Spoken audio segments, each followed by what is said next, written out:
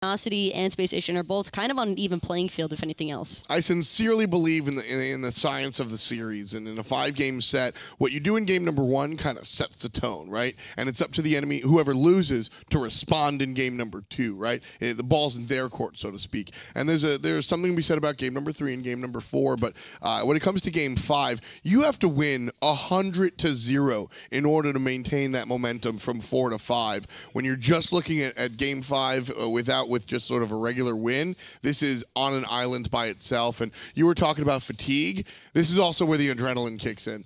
And normally I look towards the veterans in the scenario. I go, you know what? It's the veteran team that's going to win game 5 because they're coming through.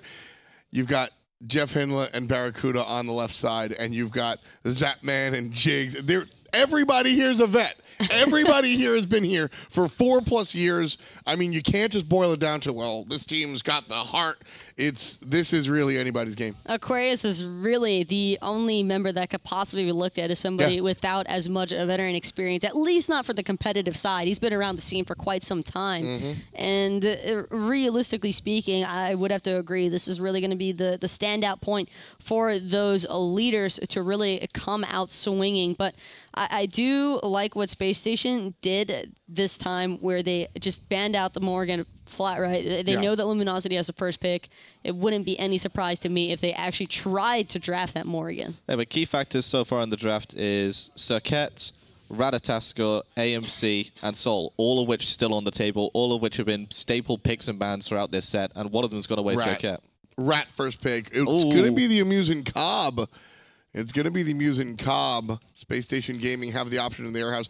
Mask right here. I love that the camera's on Mask because he's the one that we're looking at. No, I like this because we saw in the last game that Spacestation did not value the Ratatasker when they had that option for first pick. Very true. They're learning from the previous game and going, okay, Spacestation probably won't pick the Ratatasker, so we can afford to pick up the AMC now and then pick the Rat as a second and third pick. And so it will be the Raijin and the Sylvanas, and I think you're onto something there, Alpha Jackal. I think this is where we see the Ratatasker selected by LG.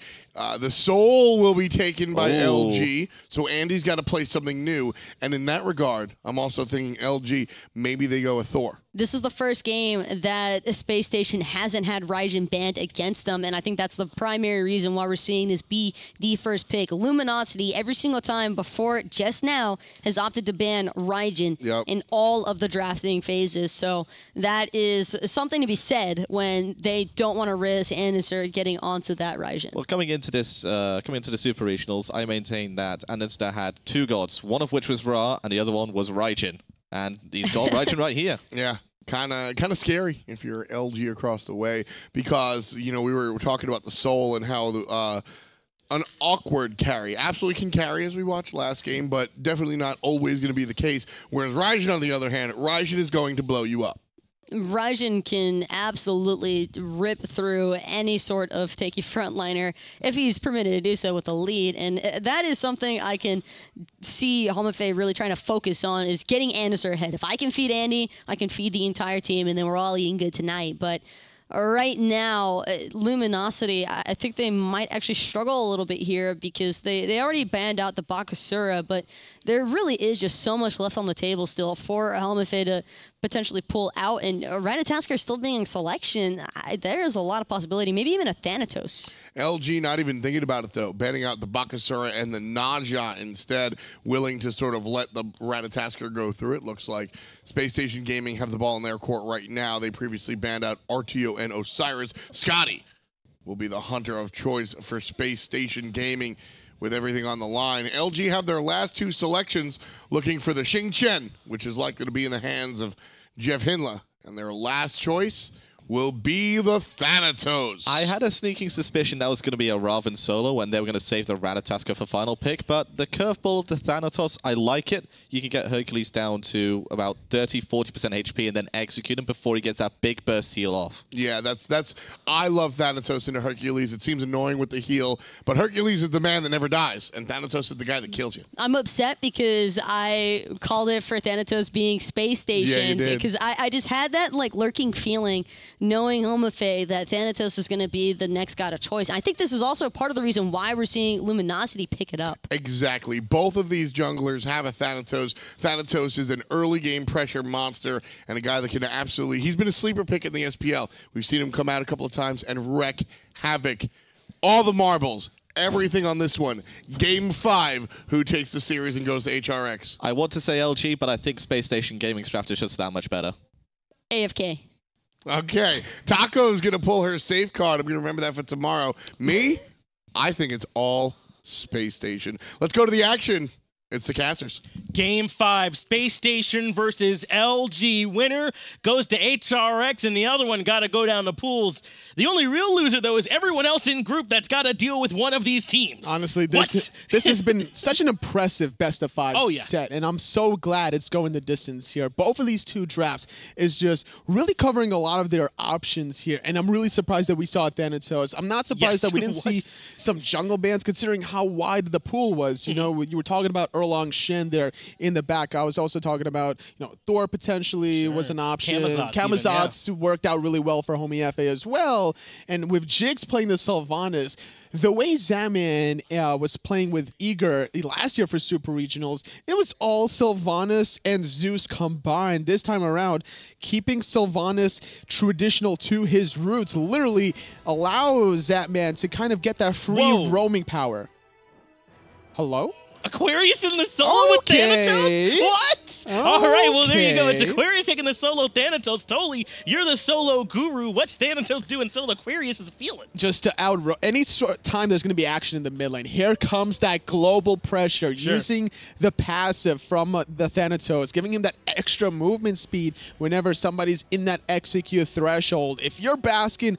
If you're Anister, if you're Homie FA, you gotta be really mindful about the positioning of Aquarius. And every time Aquarius goes into the jungle, Scary D's gonna be calling that out, and Space Station have to be worried. Now, correct me if I'm wrong here, Totally. In Game 5, the ticket to HRX, Luminosity have picked what feels like a high execution comp. Their threshold, their margin for error is really small. They cannot afford to make even small mistakes, it feels like, with the Thanatos, with the Xing Chen, with the Robin jungle. I mean, Space Station can kind of just play a little more chill as Jeff Inla goes in. Jeff missing the knock-up root combination. I wasn't sure if he was going to try to connect it onto Andy or Jigs there. He wasn't sure either. Forcing out the sprint either way, though, so trading Relic for Relic. But 3-man splitting the mid-wave is not generally the best idea here to start off the early game, but allows you to at least invade the red buff. And we didn't even get a chance to talk about it, but Zatman's picked up the Scotty for him. That's someone who can hard carry for you when you make it into the late game, and that clear in the early game is really good too. And because he's left alone against Jeff Hinla, he's able to clear the wave and to strip away first the red buff Little Ogres, and then realizing that there was no rotation from LG, now he's going to hard commit to this red buff, getting a red buff of his own and taking the safe route there, checking that there's no more left side. But look at this, Aquarius just getting a solo kill. Now he gets another one! Double kill for Aquarius on the solo lane Thanatos. Forgive me, Aquarius, for questioning, coming out big. And the whole idea here is to get the most aggressive, the most 1-2 punch combination between your solo and jungle here. We've seen before the way ALG used to play between Cyclo Spin and Weekend. Pick the strongest, hard-hitting gods. Thanatos is one of those gods, and it doesn't matter if you stick him in the solo lane or the jungle. If there's going to be action in that solo lane early on, favoring LG every single time. But that's a Nemesis. That's a Hercules. Those aren't exactly easy gods to kill, Tully. He went in on him and brought him down. Now Aquarius is snowballing on a snowball god. Yes, Thanatos can still execute late game and it's a high threshold, but getting started early, no Thanatos is going to complain. That's true. But you get free poke off with your Death Scythe every single time, and the silence prevents Scary D from using that driving strike after the pull. It just kind of hinders his attempts of clearing the wave, and that's going to give the edge to Aquarius now, because he's going to hit level 5 first, and he's going to make an impact. More pressure here on Homie FA in the mid lane. Mask and Baskin having a good time of it, the Mask and Bask brothers, but looping it on the back. Barracuda's coming in. He's got some help from Hinla. That's right. They're going to try to make this rotation happen. Barracuda is just still slowly waiting, but instead he's going to back on out there. Up in the air. Aquarius, if he gets the stun off, I was thinking he'd get the stun off into the Death Scythe, and might have been enough damage to kill, or at least maybe after one more in here, but it's so risky. Yeah, I think Aquarius recognized that he didn't quite have as much chance as he thought, but Mask actually blinking in. Supernova is hard committed there from Baskin, and then Mask cleans it up. 3 quick kills, and Mask is popping off. Luminosity up 3-0. Feeling himself so much, just getting the rest of his team really hyped up, and what a performance here. Aquarius. This is the mind games between two soul laners. You kind of have to dance around your own moves, and now that means if Scary D's using that pull, trying to catch Aquarius, he's now using the pull against archers to align the minions in a position to driving strike the whole wave. They do come in and pick up those fire elementals, do Luminosity. So now they're sitting on about 1,300 gold already. 3 minutes in, that's not anything to scoff at here, Totally. Those are the beginnings of a scary lead. And what's really impressive to me about this whole entire set is the momentum shifts here. Yeah. It doesn't seem to me that either of these teams really care that they lost the previous game. LG won the first, Space Station won the second, LG, Space Station. That's game 5. You think it's LG's turn? Yeah, if we ask the winner of the set at the end of this how it went, they're going to say 3-0 because they forgot those losses totally. At least that's what it feels like. They are ready to come in swinging in this game. Now, I know that Luminosity have gotten off to an early lead, but Hercules has been big all set. Jigs looked so good on that Sylvanas last game. That's true. There's no way that Space Station are out of this. That's very true. Scary D, unfortunately, now playing this Hercules, is going to be a little careful for Luminosity with their position. Great pull from Jigs into the Wrath of Terra. Annister now up into the Tycho drums. Jeff Hinlow, we hardly knew ye. You're gone. Annister gets that kill, and they're looking for more. Mask is not done with the chase quite yet, though. He's left in a situation trying to catch out Zadman, juking every single Supernova hit, but he's trapped. He has nowhere to go. Barracuda's trying to get the damage off, but he can't connect. Everyone from Space Station walk away cleanly. Zadman living there is a pretty big deal. Impressively dodging out, like you said, all those ticks from the Supernova. That way, I mean, if he had taken even one, I think he would have died there. Mask blinking in on the Annister and follows him over the wall. Annister, where are you going to go? Back to base is the answer. And now getting rewarded with the right side mid Harpies. A little bit of damage onto Aquarius there. He needs to connect this depth side for the sustain. And that's the beauty of Thanatos in the solo lane. You just use your depth side onto either the God or the minion wave. You have so much wiggle room for the sustain. And that is going to heal you up more than the mitigate wounds will from Scary D because you're maxing it out later on down the laning phase anyway, whereas Aquarius is trying to max out his depth side for the damage and the sustain. And I gotta think a good part of the thought press from Aquarius here, and Ades talked about it, is Scary D on Hercules, impossible to kill. Jigs from last game, impossible to kill. Well, then let's just get the guy that kills people. And that way they can sort of eliminate some of that tankiness by bringing them down to the threshold. Aquarius forced, though, into the ultimate, and he does get on out of there. Oh, what a timely ultimate from Aquarius. As soon as he sensed his spidey senses tingling there, just goes up to the sky, and he just nopes on out of there. Now, Mask, more importantly, is here to cover the wave, so that way there's no lost gold or experience. LG all over the board, making sure that they're optimal at any given moment. And I think there might have been a brief moment there where Space Station weren't quite sure about this matchup, but they look like they're back together now. They're ready to fight. We saw Zapman show up over on that left-hand side by staying alive. So, yes, they've given up a little bit here, but I don't know if there's any more surprise factor. They're just going to have to outplay him now. Yeah, it's going to be difficult. The clean pick onto Jeff Hinla, but he was level 4 at the time. He didn't have his ultimate with that CC immunity to prevent the taunt from the Tycho drum, to prevent the pull maybe even from the Sylvanas played by Jigs there. But now sitting at level 6 here, going for Traveler Shoes, he's going to be very likely to be in position now to be aggressive. Blink in from Mask on Annister, forcing them both to back off, but not too much else comes from it. It looks like they both managed to hold on to their relics. The blue buff is spawning here for Space Station. That's why LG are playing so aggressive inside their jungle,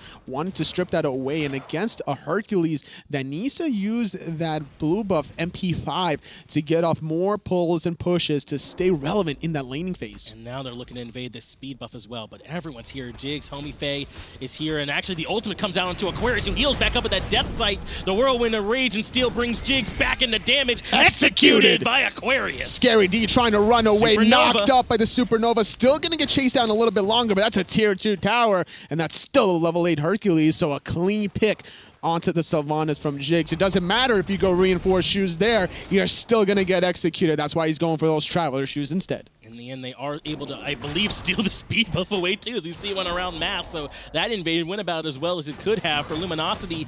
In response, Space Station do take these Oracles. It's nothing near what they just lost, but doing something to slow the bleed. Getting vision there for at least 1 more minute is going to prevent LG from getting a sneaky Gold Fury, at least until the 9-minute mark. Once that Oracle vision goes away, now Barracuda with a 1-level lead over Zap here. He actually ignored finishing off Boots, trying to max out those stacks on the Devourer Gauntlets, whereas Zap is going for a different option. He wants to get the mobility, so when he drops the Permafrost on himself, he's able to basically dodge and weave around Baskin's Supernova. And that's smart. It's something Barracuda can do on this Amuzen Cobb with that movement speed granted by those hives. He'll still be able to move around plenty well, even without those boots. Maybe not match the extra speed he gets when Zapman goes across the permafrost, but still speedy.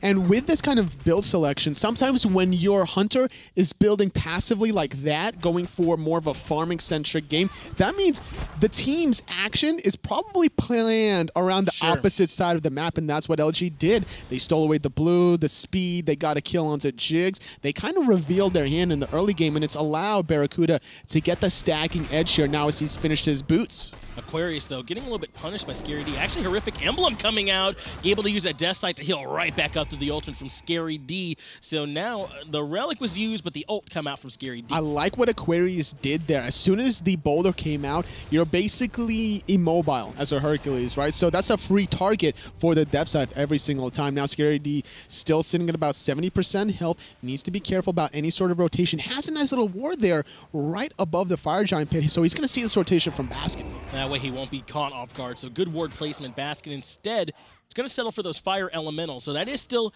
a bit of a win for him as Jeff Hindla keeps that mid wave in mid and takes that all for himself. Actually, Baskin makes it over here in time for that too. So no love lost for Baskin. Good, efficient farming here as Jeff Hindla is able to support Baskin. Their Gold Fury is being started here. Baskin uses that Stellar Burst. No need for Supernova. No one from Space Station around. Gold Fury being started, Gold Fury being ended. Those charts show the experience difference at 4,600, but the gold already at 3,000, only 10 minutes into it. And this early game comp from Luminosity has gotten out to a good start, but a good pull from Jigs. Pull is good. Brings Baskin in, but he's fine. Homie Effie taking so much damage. Diving! Mask just going in, taking out Homie's life. Jigs uses the Wrath of Terra there smartly to avoid getting pulled by Jeff Hindla, so they trade ult for ult, but now the speed buff invade is going to happen again, and Andy's got to leave. You don't want to be there, Andy. There's a level 12 Thanatos right around the corner. Scary D trying to find the pull. Won't find a driving strike now on cooldown as well. Raiju won't connect, but catching Scary D, forced to use the Aegis. Forced to use the Aegis. Aquarius,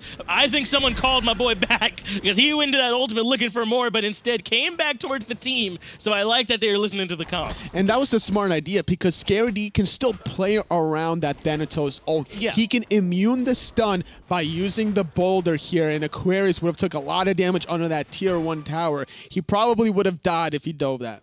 Instead, they back off with their win, and now they're going back towards Scary D. Aquarius does land the Scythe, and they've got the slow coming out from Mask as well. Looks like maybe he didn't have the driving strike, so he takes a good bit of damage, does make it back to his tower, though. Catching Scary D outside the tier 1 tower, a little bit more precise is Luminosity. They don't want to take the risky aggression on the tier 1 tower, but instead getting the guaranteed play. Even chipping him out that low forces him to back, which means Aquarius clears this wave and now can make a very important rotation in the mid wave, or maybe even start a Portal Demon if LG are really feeling frisky. It also forces Homie Fa to rotate over to solo, so now Homie Fa can't be trying to apply pressure elsewhere on the map, and we haven't seen him have too big of an impact yet either. And not only that, it's also just how much slow and steady chip damage the tier 1 solo tower has gotten, so now that means Scary D won't have that cover fire under his belt whenever he gets dove in the solo lane. Considering how LG have been so aggressive thus far, I wouldn't be surprised if they continue looking at this Hercules,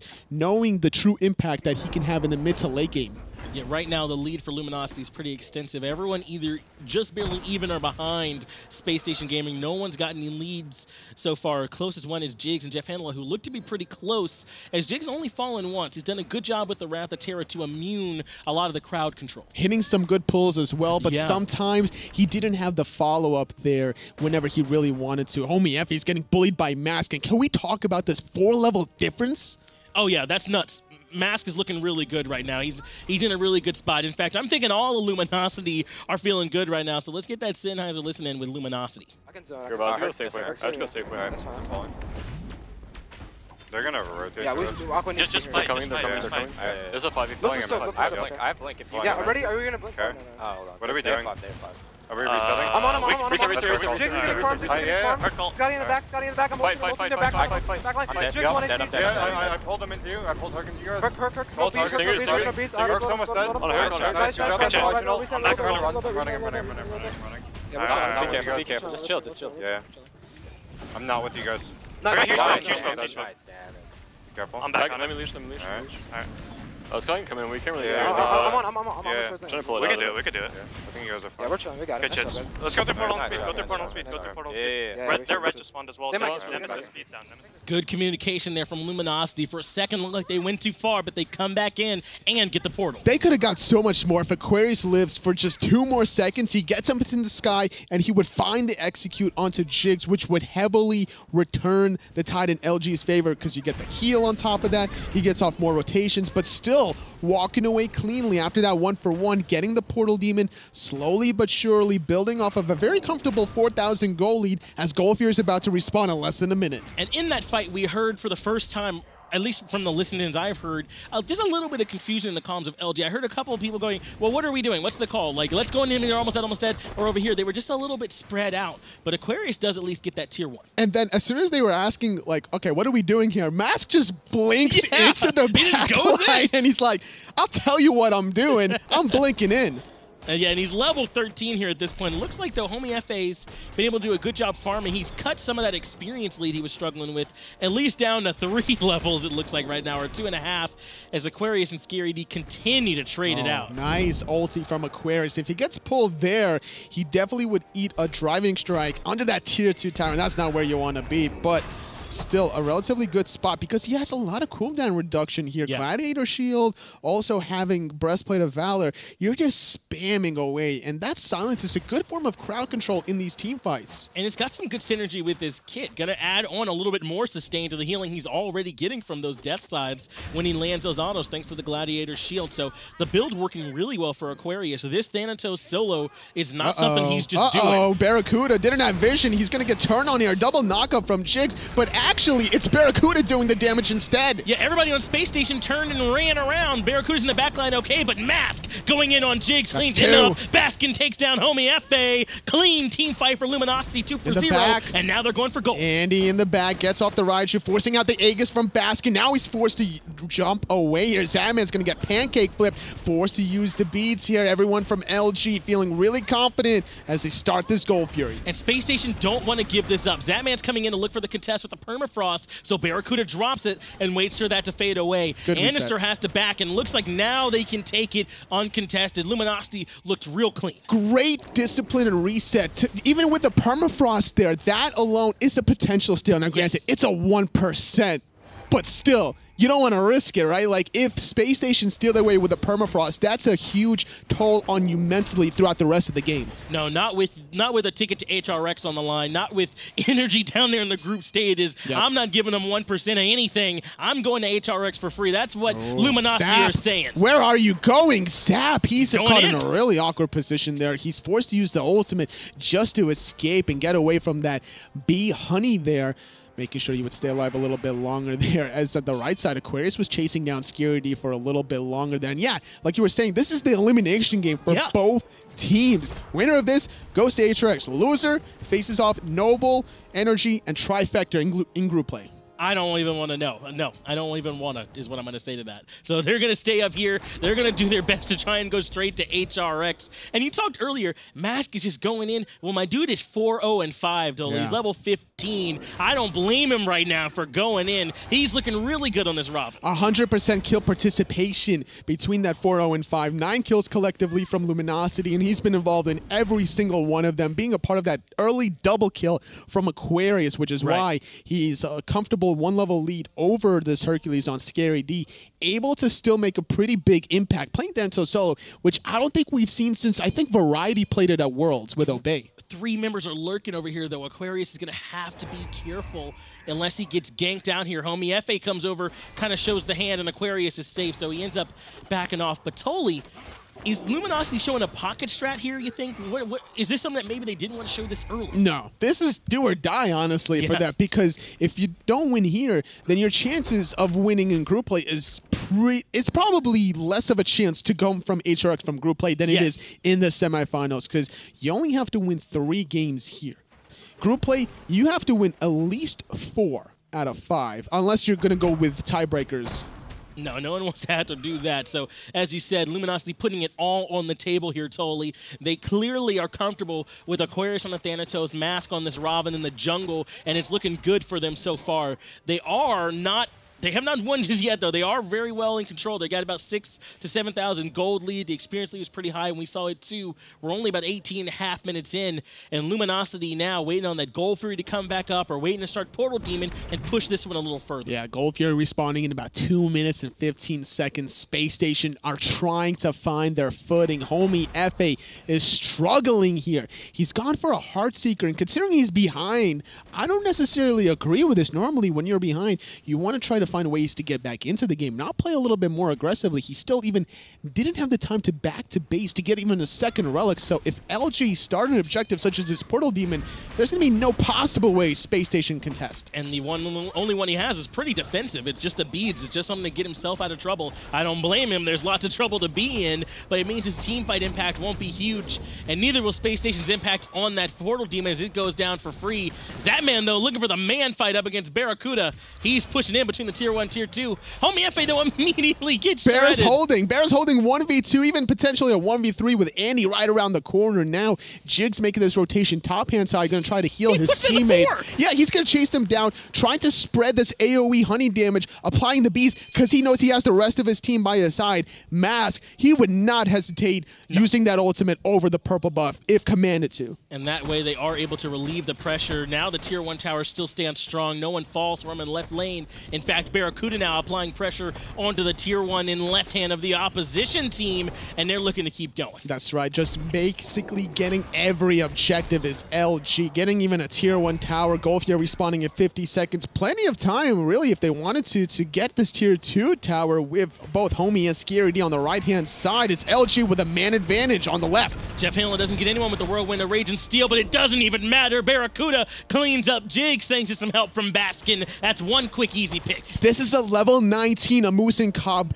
20 minutes into the game, almost matching 1 level per minute played thus far. LG with a 1-man advantage, heading over towards the mid lane between the Soul and Amoose and Cobb. That's plenty of damage to get that tower in less than 5 seconds. And Luminosity are coming out, and they're playing like, hey, we're number 1 over here in NA. They gotta contest the United for that one, but they're coming out looking strong in this game. I know it's been close, but this feels a little bit like a statement from LG. Absolutely. LG have been the staple North American team that most other players and teams look up to, honestly, even between Season 3 as well. Aquarius in trouble, though, and gets deleted. He's going to get deleted, but honestly, there's no Portal Demon on the right-hand side, so there's no real threat. Barracuda forced to get off the Fire Giant with the potential threat of the Fire Giant on the right-hand side. Aquarius had to be rather valuable, though. Able to get that kill is pretty important to slow down some of the aggression from Luminosity. Space Station in return get that Tier 1 in solo now to try and open this map up just a little bit more and get whatever farm back they can. But, I mean, Barracuda's over here all alone, so he's taking the Gold Fury. It's going to be a 3-on-5 on the right side. There needs to be very mindful. Jigs is going to be looking for a blink engage here with that Wrath of Terror. Finds 2, forces the overhead kick from Mass, though. There's no actual threat, though. They're going to hold with 3. And Barra's just going to keep pushing over in left, too. So not only did they not get the Tier 2, but Barracuda is definitely threatening in Tier 2. Level 20. Yeah, I think he can get it. With a red buff on top of this. Blink from Homie FA is going to force the overhead kick. Baskin needs to be a little careful as well. Still, no real threat from Space Station. Just keep going. He is going to end up backing there as Space Station are no longer aggressing over here on the right-hand side. So that's why we see him backing, because Space Station were backing to stop him. But that's a huge play for Luminosity. Yes, they end up dropping Aquarius, but they get Gold Fury, they get Tier 2 and left, and they defend their own Tier 2. You know what, Finch? I'm expecting an early Fire Giant right here, right now. Maybe after Barracuda gets this red buff, though. He is a serious threat that Space Station needs to watch out for. Player damage charts shows Mask here. But yeah, this is the time for Barracuda to slowly climb these charts and just take over. He's done. He's ready. He's like, let's fight. He's got to upgrade some relics, I guess, but he's level 20. He's full build. He's ready to go. He's got that wing blade in there, too, to give him a little bit of extra response, probably to homie FA on that Nemesis. Does LG know that does Space Station know that Luminosity is on the right side of the map? They're trading a tier 1 tower for a fire giant. No, not worth it all there, Anatoly. Maybe they recognize that they just couldn't contest it, even if they did win over. But either way, it's free for Luminosity, and this tier 2 on right's looking pretty free too. This is a desperation move here from Space Station. I don't necessarily blame them. There are necessary backs that need to happen from LG if they want to hold on to the left Phoenix. Doesn't seem that they're going to do it. But is it a little bit too late, though? There's a mini wave to eliminate backdoor protections. Mask blinks in. He dives in. He wants to stop this damage. It's too late, though. This play ends up working out. Space Station actually get the first Phoenix of the game, but Barracuda continuing with the split push takes the Phoenix in mid. They can collapse on them if they really want to. Jix uses his ultimate with Anister. Aquarius, though, in the sky, trying to see who he's going to land on there with a double dash on the Nemesis, landing into the backline. Boulder coming out, but where's the damage? It's just non-existent. That's because they don't have Barracuda in this fight just yet. Anister's a little bit too far forward. Now he's in trouble. Aquarius gets credit for that one. See you later, Scary D, as well. As soon as Barracuda showed up, that's where your damage was. And Sheffield is going to look to try to potentially chase some members from Space Station. It is a little bit too far out of the way. Left Phoenix was traded for the middle, but with Fire Giant around all 5 LG members, they could easily try to go for the left Phoenix of their own, but instead, they're going to shove out the mid lane here. Do you expect an end? I'm not sure if they're going to try and go for the end, but they definitely recognize they can take the fight. But that's what it looks like. They're pushing the minions. They're going for mid. There's 20 seconds on Scaredy, 15 for Anister. This could be it. It looks like that's what's going to be the call here. Let's go into the Luminosity. Listen in, thanks to Sennheiser.